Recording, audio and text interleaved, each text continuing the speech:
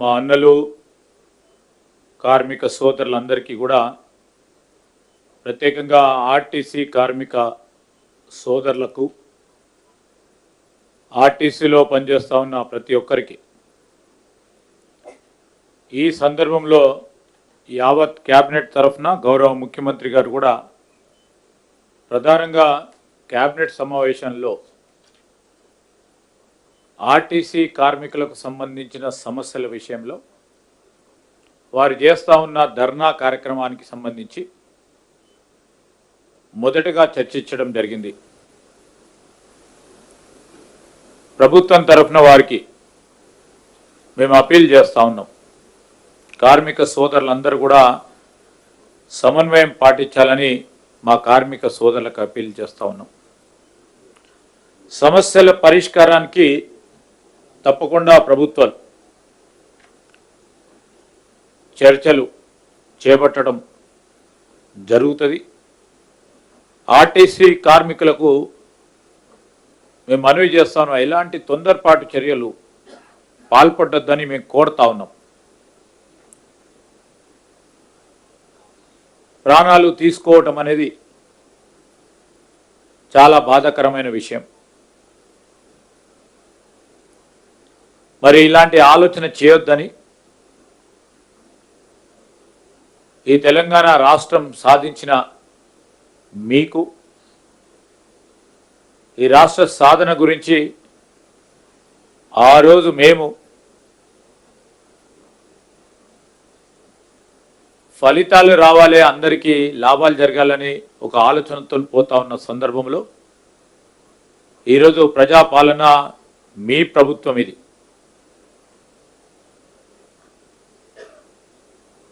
మీ ప్రభుత్వానికి సంబంధించి నమ్మకంతో ఉండండి. కార్మిక సోదరులు మీ కుటుంబాలకు అన్యాయం చేయకండి. క్షణిక ఆవేశంతో కొత్త సమస్యలు వస్తూ ఉంటాయి. అప్పుడప్పుడు కొన్ని ప్రేరేపిత శక్తుల ఒత్తిడికి బలి కావద్దని మేము విజ్ఞప్తి చేస్తూ ఉన్నాం. మా ప్రభుత్వం చిత్తశుద్ధితో మీ సమస్యలను పరిష్కారం చేయడానికి దృష్టి సారించి మరి వెంటనే చర్చలకు ముందుకు రావాలని మేము వారికి విజ్ఞప్తి చేస్తూ ఉన్నాం. కార్మిక సోదరులందరూ కూడా మేము కోరుతా ఉన్నాం, నిబ్బరంగా ఉండండి. సమస్యలు పరిష్కారం చేయడానికి ప్రజాస్వామ్య యుతంలో తప్పకుండా ముందుకు తీసుకెళ్లే ఒక కార్యాచరణ తీసుకుంటాం. కార్మిక సోదరులకు సంబంధించిన వారి నాయకులతో కూడా ఇప్పటివరకే సంబంధిత ట్రాన్స్పోర్ట్ మినిస్టర్ గారు సహచరులు పొన్నం ప్రభాకర్ గారు కానీ, అదేవిధంగా ప్రభుత్వం కూడా అధికారుల బృందంతో చర్చలు మొదటగా జరపడం జరిగింది. రేపు కూడా మా కార్మికుల మిత్రులతో తప్పకుండా డిప్యూటీ సీఎం గారు వారి ఆధ్వర్యంలో వారిని కూడా అందరినీ కూడా పిలిచి మాట్లాడతాం. మీరందరూ కూడా మీ సమస్యలను మరొకసారి దృష్టికి తీసుకొచ్చే క్రమంలో పూర్తి స్థాయిలో సమస్యలను పరిష్కారం చేయడానికి మా ప్రభుత్వం ముందట ఉంటుంది. మీ అందరి విజ్ఞప్తి చేయడానికే మేము అందరం కూడా వచ్చాం. క్షణిక ఆవేశంతో ప్రాణాలు తీసుకునే ఒక ప్రయత్నం చేయకండి. తద్వారా ఈరోజు రాష్ట్రానికి మీరందరూ కూడా కావాల్సిన వాళ్ళు, మా ప్రభుత్వానికి కూడా మీరందరూ కావాల్సిన వాళ్ళు. దానికి తోడు మీ కుటుంబాలకు కూడా ఒక అండగా ఉండే మీరందరూ కూడా ఇలాంటి చర్యలకు పాల్పడొద్దని మరి నర్సంపేటలో జరిగిన లేకుంటే ఇతర ప్రాంతాల్లో ప్రయత్నం చేసిన వీటన్నిటి విషయంలో ఇలాంటి సందర్భాలు రాకూడదనే మా ప్రయత్నం. అందుకోసమే ఈరోజు క్యాబినెట్లో కూడా క్యాబినెట్కు సంబంధించిన ఎజెండా మొదలు పెట్టకుండానే మొదటగానే ఈ ఎజెండాను సంబంధించిన అనేక అంశాలపై చర్చించడం జరిగింది. చర్చలకు పిలవాలని పిలిచి సమస్యల పరిష్కారానికి కృషి చేయాలని సంకల్పించడం జరిగింది కనుక మీరందరూ కూడా సమన్వయంతో ఉండాలని మా కార్మిక సోదరులందరికీ కూడా మనవి చేస్తా ఉన్నాం. పాత్రికేయ మిత్రులకు నమస్కారం. ఈనాడు ఆర్టీసీ కార్మికులకు సంబంధించిన డిమాండ్సే కానీ న్యాయపరమైన డిమాండ్సే కానీ ఏ అంశమైనా చర్చల ద్వారా త్రూ డెలిబరేషన్స్ డిస్కషన్స్ ద్వారానే పరిష్కరించుకోవాలి. ఈరోజు మా ప్రభుత్వానికి ఒక కమిట్మెంట్ ఉన్నది. మొట్టమొదట నా సహచర మంత్రి గారు చంద్రబాబు అన్నట్టు క్యాబినెట్ అజెండాను పక్కకు పెట్టి మొట్టమొదటి అంశం ఆర్టీసీ ఎంప్లాయీస్ యొక్క డిమాండ్స్. రేపు పొద్దునే ముఖ్యమంత్రి గారి నేతృత్వంలో వారిని పిలిచి వాళ్ళతో డిస్కషన్ చర్చలు. కానీ క్షణిక ఆవేశము, ప్రాణాలు త్యాగం చేయడము, త్యాగమని కాకుండా క్షణిక ఆవేశం ఇది. దీంతో తీవ్రంగా ఆ కుటుంబం నష్టపోతుంది. ఎక్కడో ఇలాంటి సంఘటనలు జరగకూడదు, దాన్ని ప్రోత్సహించకూడదు. మా అపీల్ ఆర్టీసీ ఎంప్లాయీస్ తోటి, the entire cabinet appeals to the RTC employees, you're part of the family. మన సమస్యలు చిన్నదా పెద్దదా అనేది పక్కకు పెడితే ప్రతిదానికి ఒక పరిష్కారం ఉన్నది. ఈరోజు జరిగిన సంఘటన, ఆ సంఘటన సంబంధించి ఇమీడియట్లీ ప్రభుత్వం స్పందించడము, ఈరోజు ఆ ఆర్టీసీ ఎంప్లాయీని హైదరాబాద్కు తీసుకొస్తున్నారు. అపోలో కంచన్బాగ్లో బర్న్స్ వార్డ్ని అక్కడ అన్ని ఏర్పాట్లు చేశాము. ప్రత్యేకంగా హెల్త్ డిపార్ట్మెంట్ సంబంధించి అడిషనల్ డైరెక్టర్ అక్కడ బాధ్యతల వరకు అప్పచెప్పాము. కానీ ఓవరాల్గా ఏది ఉన్నా ఇలాంటి అంశాలను ప్రోత్సహించకూడదు. మనకున్న భావోద్వేగాలతోటి ఆ భావోద్వేగాలకు మనము లోను కాకూడదు.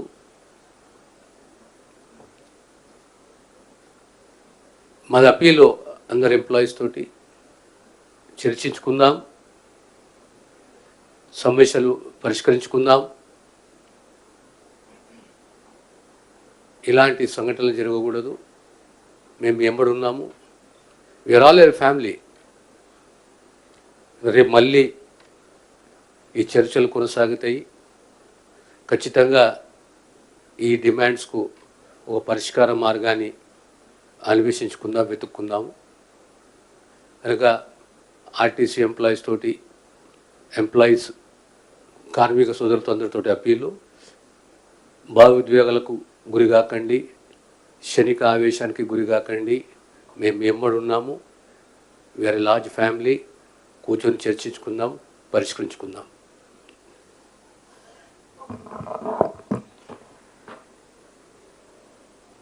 ఆర్టీసీ కార్మిక సోదరులకు సవినయంగా మీకు విజ్ఞప్తి చేస్తూ,